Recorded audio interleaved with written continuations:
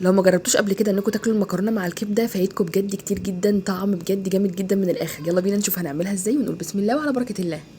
هبدا اول حاجه بصلصه المكرونه، حطيت زيت وزبده وبعد كده حطيت عليها البصله لحد ما اخدت لون ذهبي غامق كده سيكه، وبعد كده نزلت عليها بالصلصه البيوريه. تحميره الصلصه البيوريه مع البصل دي بتدي طعم حلو جدا لصلصه المكرونه.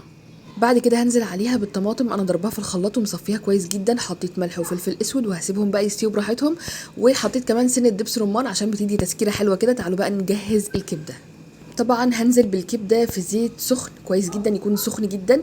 الكبده مش بتتغسل طبعا زي ما انتم عارفين، تمام. بحطها في مصفى وبهرش عليها رشه ملح وفلفل اسود وعصره ليمون.